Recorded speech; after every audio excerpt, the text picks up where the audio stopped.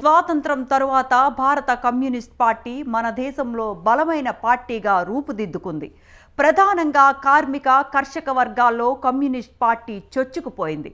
దీంతో 1952లో జరిగిన తొలి లోక్సభ ఎన్నికల్లో అప్పటి కమ్యూనిస్ట్ పార్టీ పోటీ చేసింది. ఆ తరువాత జరిగిన అనేక పరిణామాలలో కమ్యూనిస్ట్ ప్రభావం తగ్గింది. ప్రస్తుతం దేశంలో ఒక్క కేరళలోనే వామపక్ష ప్రభుత్వం ఉంది.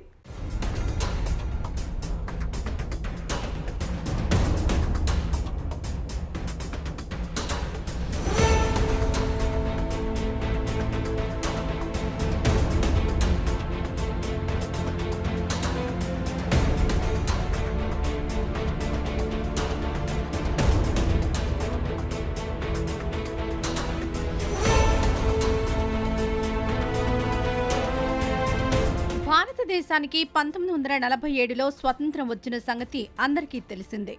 ఈ ఘనతంతా కాంగ్రెస్ పార్టీ ఖాతాలో పడింది. అయితే ఈ సంగతి ఎలాగున్నా అప్పటికే భారత కమ్యూనిస్టు పార్టీ మన దేశంలో బలమైన పార్టీగా రూపుదిద్దుకుంది. ఒక్క మాటలో చెప్పాలంటే కాంగ్రెస్ పార్టీకి ప్రత్యామ్నాయం కమ్యూనిస్టు పార్టీయేనన్న స్థాయిలో ప్రజల ఆదరణ పొందింది. ప్రధానంగా కార్మిక కర్షక వర్గాల్లో కమ్యూనిస్టు పార్టీ చొచ్చుకుపోయింది. ఇందులో కమ్యూనిస్టు పార్టీ అగ్రనాయకుడైన శ్రీపాద అమృత డాంగే కీలక పాత్ర పోషించారు.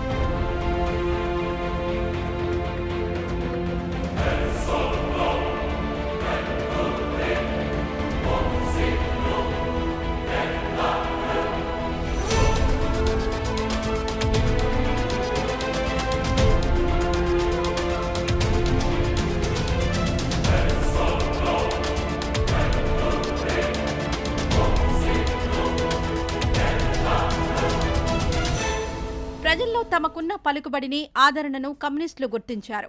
దీంతో 1952లో జరిగిన తొలి లోక్సభ ఎన్నికల్లో 61 నియోజకవర్గాల్లో అప్పటి కమ్యూనిస్టు పార్టీ పోటీ చేసింది. అయితే 23 నియోజకవర్గాల్లోనే విజేతగా నిలిచింది. దీంతో లోక్సభలో భారత కమ్యూనిస్టు పార్టీ ప్రధాన ప్రతిపక్షంగా అవతరించింది. దీంతో కాంగ్రెస్ పార్టీకి ఏదో ఒకరోజు కమ్యూనిస్టు పార్టీయే ప్రత్యామ్నాయం అనే అభిప్రాయం రాజకీయ వర్గాల్లో బలంగా నెలకొంది. ఆ తర్వాత 5 ఏళ్లకు మళ్లీ లోక్సభ ఎన్నికలొచ్చాయి. అంటే 1957 లోక్సభ ఎన్నికలన్నమాట.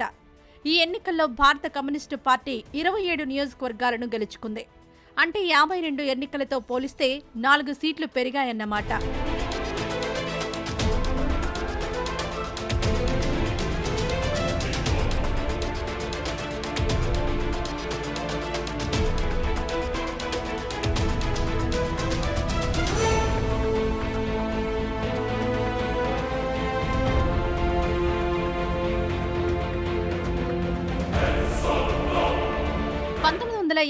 సంవత్సరానికి మరో విశేషం ఉంది.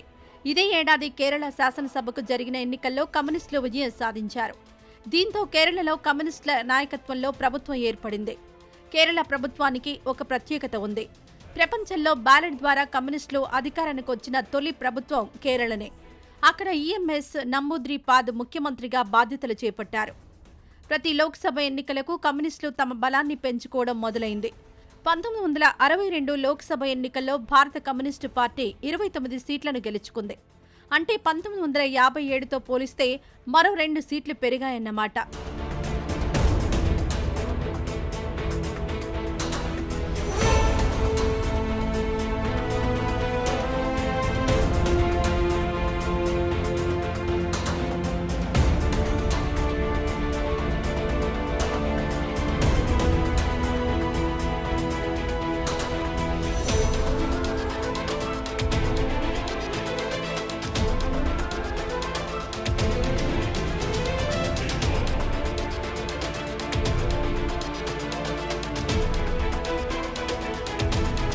ఈ సమయంలోనే దేశంలోని అనేక ప్రాంతాల్లో కాంగ్రెస్కు ప్రత్యామ్నాయంగా కమ్యూనిస్టు పార్టీ ఎదిగింది. బలమైన రాజకీయ శక్తిగా అవతరించింది. ఉమ్మడి ఆంధ్రప్రదేశ్, పశ్చిమ బెంగాల్, త్రిపుర లాంటి ప్రాంతాల్లో కమ్యూనిస్టు పార్టీ ప్రబల శక్తిగా మారింది. అయితే కాలక్రమంలో భారత కమ్యూనిస్టు పార్టీలో విభేదాలు తలెత్తాయి. స్వతంత్ర భారతదేశాన్ని అలాగే దేశంలోని వైరుధ్యాలను అంచనా వేసే విషయంలో నాయకుల మధ్య భేదాభిప్రాయాలు తీవ్రమయ్యాయి. అయితే భిన్న వర్గాల మధ్య రాజీ కోసం నాయకులు ప్రయత్నించారు. కానీ రాజీ ప్రయత్నాలు ఫలించలేదు. అంతిమంగా 1964లో భారత కమ్యూనిస్టు పార్టీ చీలిపోయింది.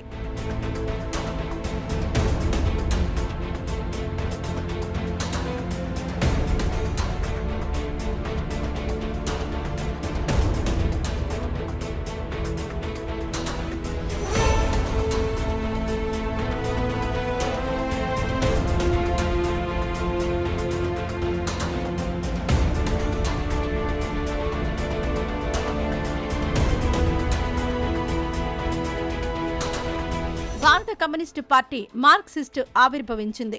ఈ పార్టీనే సిపిఎంగా ప్రాచుర్యంలోకి వచ్చింది. భారత రాజకీయ తెరపై సిపిఎం ఆవిర్భవించిన తర్వాత అనేక పరిణామాలు జరిగాయి. కేరళ, పశ్చిమ బెంగాల్, త్రిపుర రాష్ట్రాల్లో సిపిఎం సారథ్యంలో ప్రభుత్వాలు ఏర్పడ్డాయి. అలాగే పార్లమెంట్లో సిపిఎం తన ఉనికిని చాటుకుంది. అయితే ఆ తర్వాత సిపిఎంలో అనేక పరిణామాలు సంభవించాయి. దాదాపు 3 దశాబ్దాల పాటు పశ్చిమ బెంగాల్లో అధికారంలో ఉన్న సిపిఎంకు ఆ తర్వాత ఓటమి ఎదురైంది.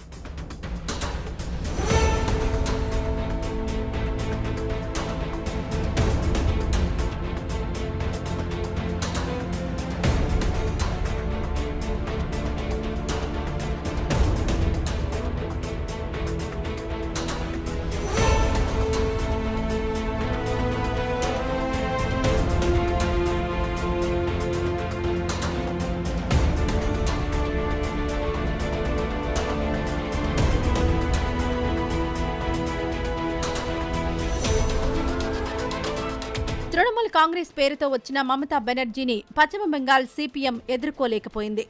మమతా బెనర్జీ చేతిలో సాక్షాత్తు సిపిఎం అగ్రనేత సోమనాథ్ చటర్జీయే ఓటమి పాలయ్యారు.